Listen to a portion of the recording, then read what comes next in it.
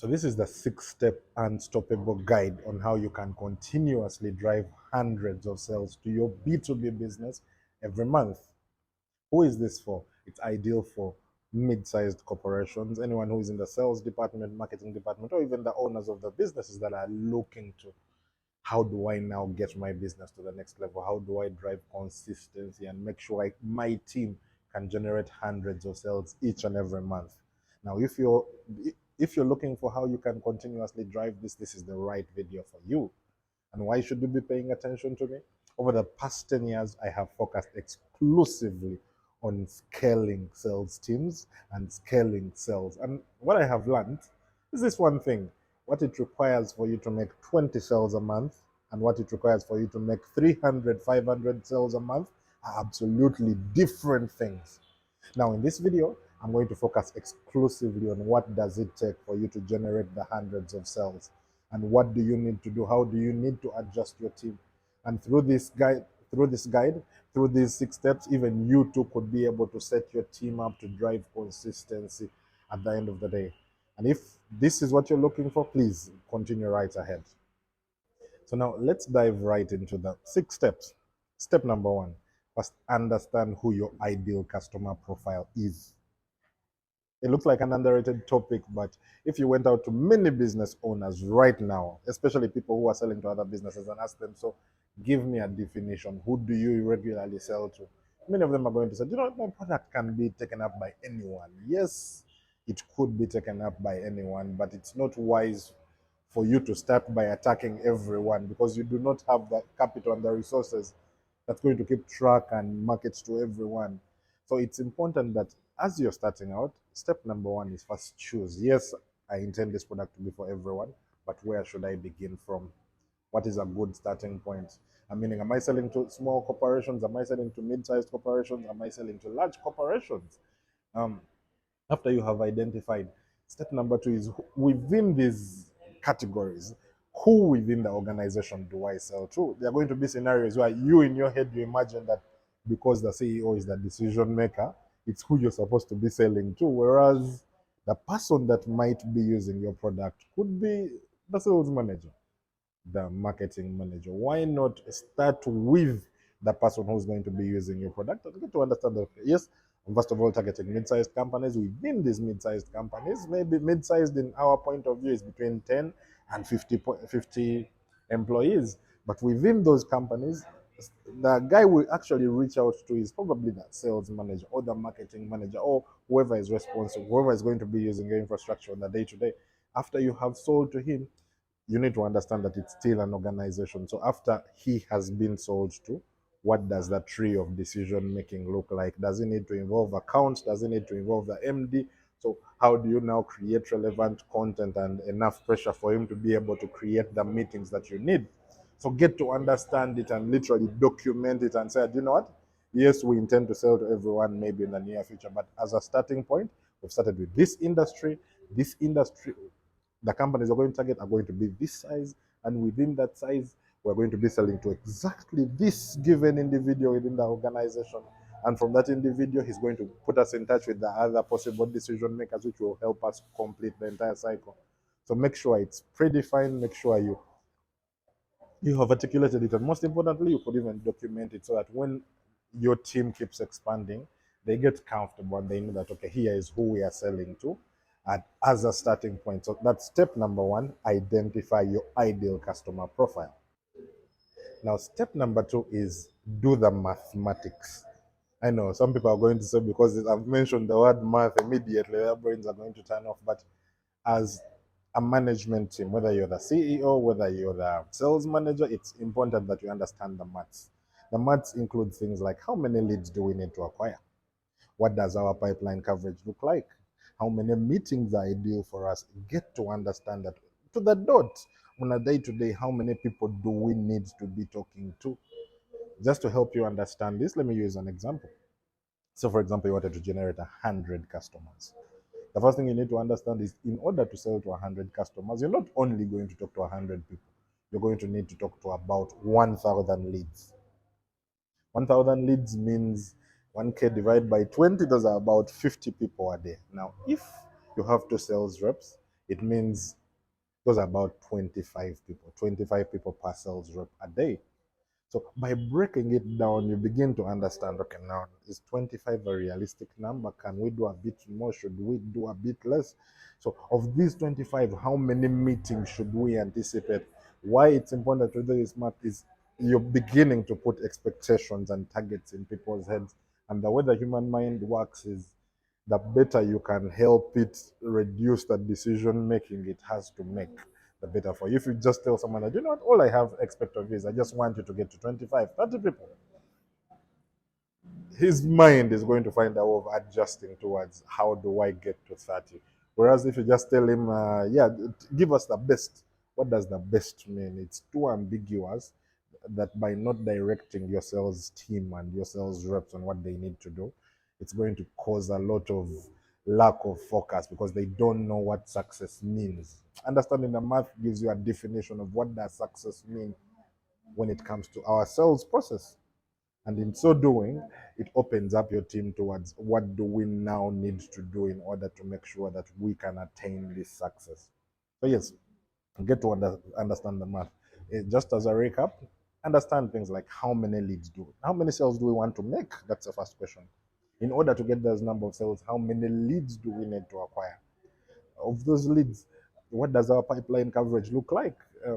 Get to understand what is our average sales cycle. So literally not. It could be just a couple of 1, 2, 3, 4, 5 questions, but make them obvious to the people and break it down for them on a day to day. You have 20 days in a month. What do you need to do on a day to day? But in so doing, you're going to ease their work a whole lot more than leaving it ambiguous for them to try and determine what success means to them. And yes, that's step number 2, identify, learn the math. Now, step number 3 is about execution. Execution entails two things. Number one, what do we need to be doing on a day to day in order for us to attain the goals that we need to attain? So this will leave you two things that you need to do. There are going to be some things that involve what they call outbound, meaning your sales team is reaching out to people to buy from you. Then there are going to be things in activities that you need to do that drive inbound. Inbound is people who are coming to you. Things like creating content, things like creating newsletters, those bring people to you. So in this segment of this training, I'm going to help you understand a bit of both. Don't forget that if you would like us to customize something for you, just literally reach out to me through the comment section and we'll help you customize what makes sense to your business because this varies from business to business. Now, let me start with inbound. Inbound simply involves what do we need to do in order for people to come to us. The first step, like I always say, is identify how much of the activity that you need to do in order to get the target that you want. For this given case, we're looking for 100 customers, meaning we need 1,000 leads coming in. So step number 1 would say, okay, now what are we going to do in order to attract the 1,000 leads? There are different platforms that you could use in order to attract these leads. The most popular one I like that works for us is what they call the webinars. So we hold weekly webinars. Every other week we hold a webinar. And each of these webinars, before the person comes to attend the webinar, or they usually have to fill in some kind of form. They give us their name, their email, the company they work for, the phone number, and whatever other details that you would want to ask this person. So that's step number 1.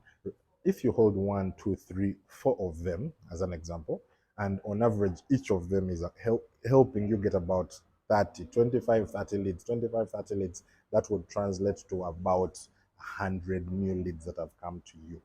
And the bit about this is you don't even need to advertise. You can literally just go post on your social media, say, you know what, we have a new webinar coming up talking about this, that, that.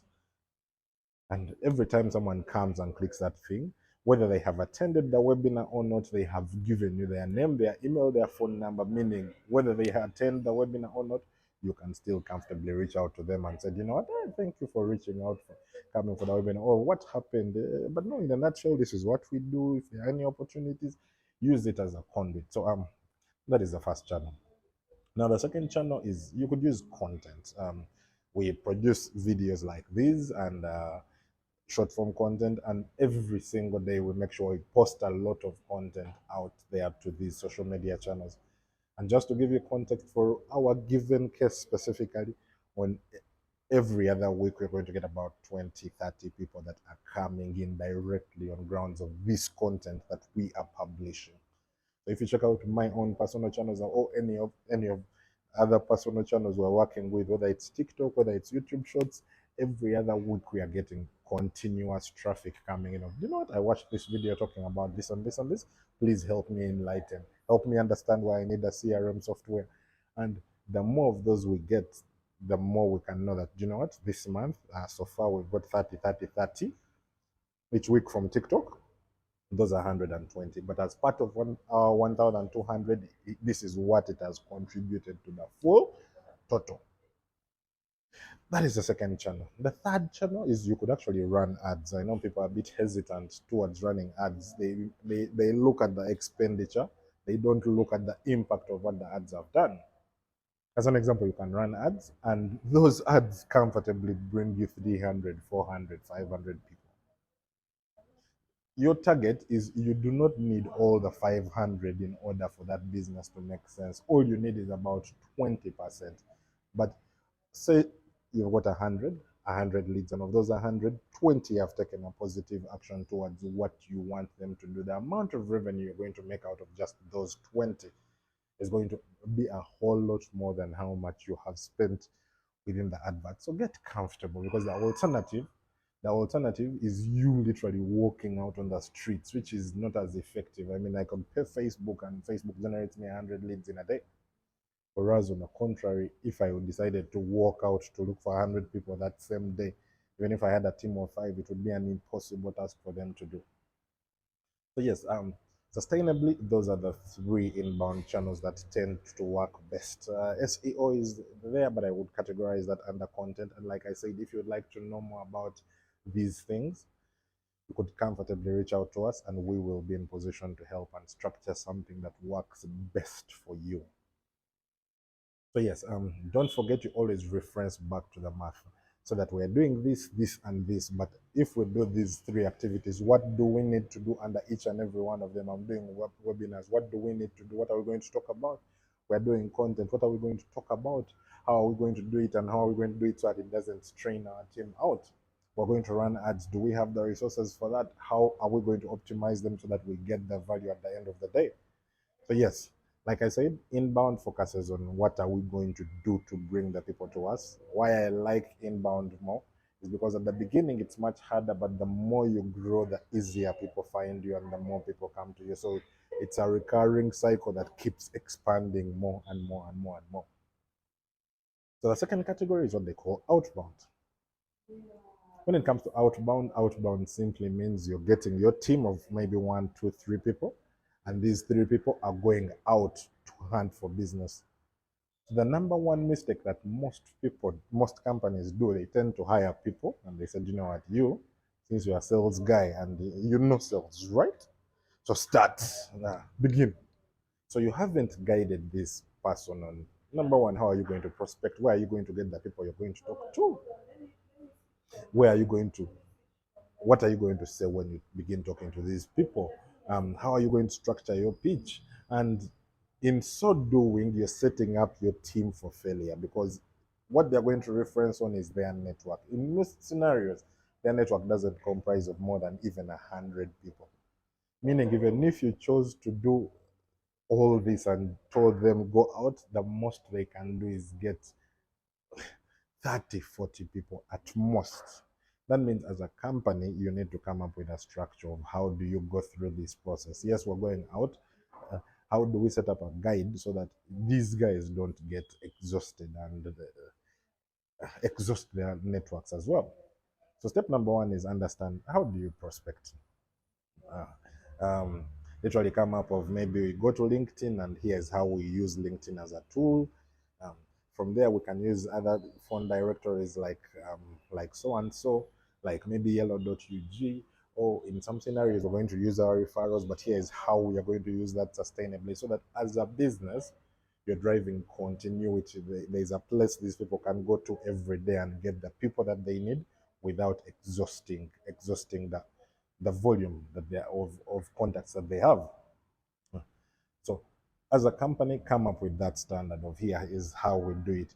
Probably use Sales Navigator, or we use LinkedIn, or we use the Monkey Pesa prospecting tool to we log in there and it gives us a list of all the contacts of people who are looking for in a certain industry, their phone numbers, their emails, standardize it for them. That way, even 3 months down the road, they still have people they can talk to and they can initiate conversations with. What you need to understand about this, however, is because it's a cold call, the sale will require a lot of back and forth because the first segment of the call is just to help identify the problems. So yes, after you fix the prospecting, step number two, make sure you always fix how are they going to talk to people, how are they going to introduce themselves, because it's not an easy thing. Even if you called me and told me now begin making a conversation, so many people would struggle with it. So get them comfortable. Talk to people like us so that we help train your team on what they need to do when they're making these phone calls so that it gets more comfortable for them. Otherwise, if they make the first 6 phone calls and it's all negative, it really takes a toll on them and makes them fail to achieve whatever other goals they would have wanted to achieve in the future. So yes, I did a more in-depth video on this specifically, but for this given segment, I would have to end it at that point. If you'd like to know more, either reach out to us. We will literally structure your entire sales cycle so that people know what they need to do within the inbound side and what they need to do within the outbound side, whether it be it the phone calls, be it the follow-up process, and all those things. We can comfortably help you with all those. So yes, that's it for now. Let's get into the next segment. So step number 4 is what they call follow-up. Now, this is the stage where most sales are either made or lost. Let's keep in mind that this entire training is intended for people in the B2B world. When you're selling to other businesses, it takes time for sales to be converted. I mean, you're going to talk to probably the sales manager today or whoever is your contact person. That contact manager is going to need to talk to the CEO to introduce your idea. That from there, they are going to need to confirm with finance if those funds are available. Keep in mind that they also have their day-to-day operations to run. So the normal average B2B sales cycle, especially if you're selling to other mid-sized and large corporations, is going to take you a while. It's going to take you on average about 6, 8, 9 weeks to close a given sale. So where most people end up struggling and failing is because they anticipate that this is going to take much shorter. So they will kind of just follow up once and twice, and from that point on, they forget that I need to, it's supposed to take much longer. So the role of the follow-up phase is to make sure you're structuring your follow-up phase well. I mean, keep in mind that you're following up probably 1,000 people in a month. So what are you going to do? If you don't have a central system, which system is going to use to help you remind you when you need to follow up with contact number 13 that you called last week, you will set yourself up for failure. So now what you need to do as a standard, do these 2 things. Number one, institute a system. Have a central system that will keep sending you SMS reminders and emails. You could use a Monkey Pesa CRM because if you're in the African region, it will keep sending you texts and calls and keep reminding you that, you know what, this is what you need to accomplish. There's someone you called last month, but now is the time to follow up with them. So have that system set up. Institute a CRM software, precisely the Monkey Pesa CRM software, and it will help you in that. Then the second thing you need to do as part of your follow-up, institute a guide, a standard guide on what should our follow-up process be like. If we have 8 weeks, what should we say in week 1? What should we say in week 2? What should we say in week 3? Make sure it's also not boring. You're always checking the guy on business. People will even stop picking your phone calls. So figure out when am I going to check on them? What resources am I sending them? How am I keeping them preoccupied? That way, the, you're staying on top of mind while not boring the person. No? That's if they didn't give you a specific call to action. So yes, those are the 2 things that you need to do under follow-up. Institute a CRM software because managing even just 100 people is going to be one hell of a task without a central system to keep track of who needs to check on what and what do they need to do, which meeting did you have, what didn't you have. It's not going to be possible without a CRM software. And yes, and number 2, don't forget, set up the structure. And if you need help setting up those structures, please feel free to reach out to us at any point in time. That's it for this section. On to the next. So step number 5 is analyze your data. The thing about sales reps is every time you talk to them, they are going to give you the impression that they are doing a lot of work. I've seen very many case scenarios out of over the 400 plus trainings I've done in sales. You talk, whenever you ask this guy, give me an update of what's going on, they tend to have a lot of information. They give you, you know, this is moving. But the moment you begin looking into that data, it tends to give you a more realistic story of what is actually going in, what is going on within your sales cycle. There are going to be scenarios where you talk to a smaller person who is seemingly quiet in that corner, and the data based on the number of meetings, the calls held, the emails that are being sent, the follow-up process is going to show you that sometimes that smaller person might actually have much better work than this person. As a default, most people choose to use monthly reports to follow up. Yes, they are not bad, but they don't give you enough time to transition and adjust when things are going wrong midway.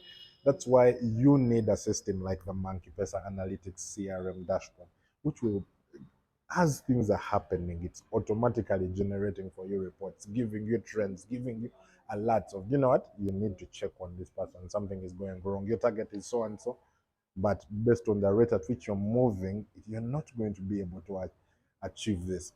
But yes, and as a default, look at it as your report book, something just to show you, help you keep track of what's going on.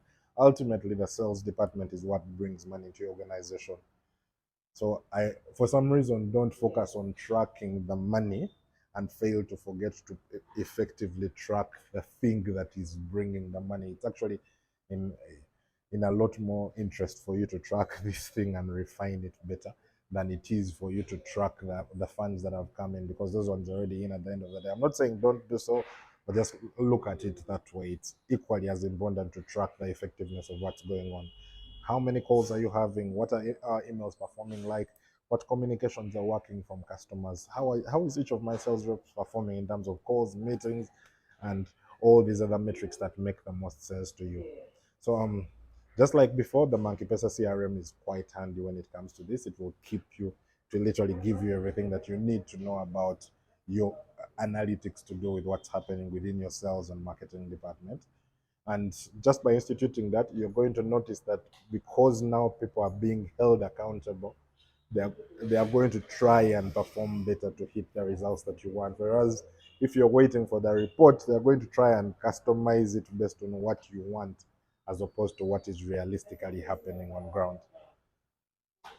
And yes, that's step number 5.